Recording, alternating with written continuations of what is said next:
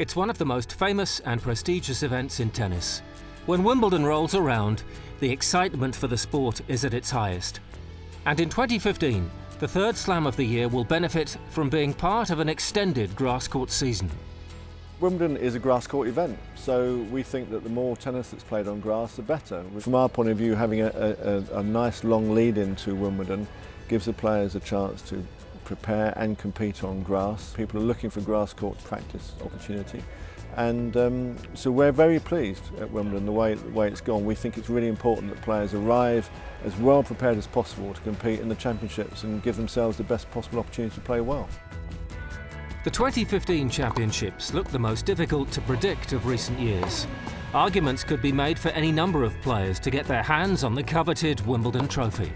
In general, the tour has been more open, than it has been the last few years. There's so many talented guys coming up now, that have big games, and I think that definitely are capable of causing upsets and aren't afraid of playing the top players. So it's going to be an exciting few weeks, I think. I have the feeling it doesn't really matter if you're going to be seeded or not anymore. There's no such a thing as an easy draw. You know that you got to go out there and perform and play at your best pretty much every day. I think it does feel more open. I think there's a lot of players you could say are contenders, but I just got a feeling that in the end it will be the big four who will come through. And I just wonder even if Rafa might be a surprise for us. He started the grass court season really well in Stuttgart.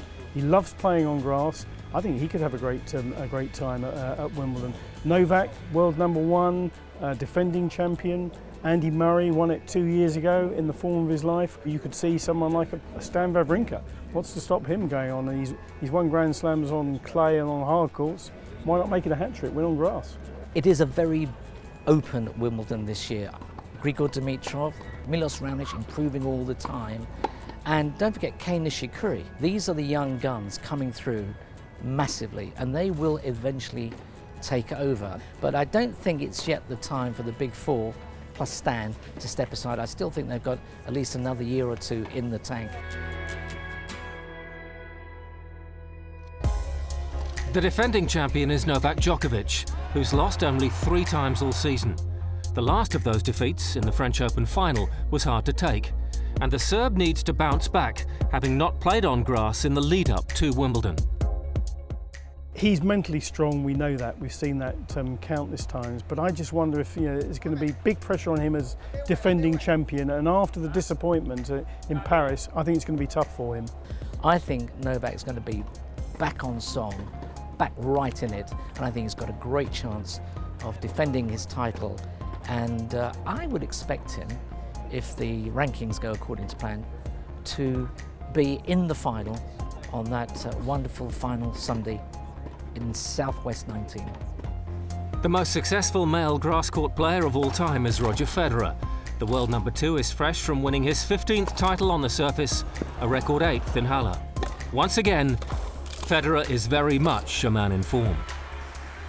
I've been playing really good tennis. I think this is my 4th title in my 6th final, so I'm very, very pleased, and I hope I can keep it up obviously now, onwards to Wimbledon. I think Wimbledon is always going to be the most likely place where he can win it, and I certainly wouldn't rule him out. I think with Roger on his day, he can still beat anybody in the world. He can still be the best player in the world. Roger has got a great opportunity at Wimbledon. Grass is his best surface to have a chance of winning another Grand Slam. I hope Roger Federer can win yet another Grand Slam before he retires.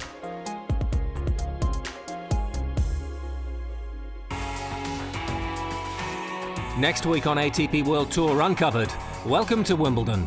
We go behind the scenes at the 3rd Grand Slam of the year. And Double Trouble, we talk to the game's elite teams about how they play those pressure points.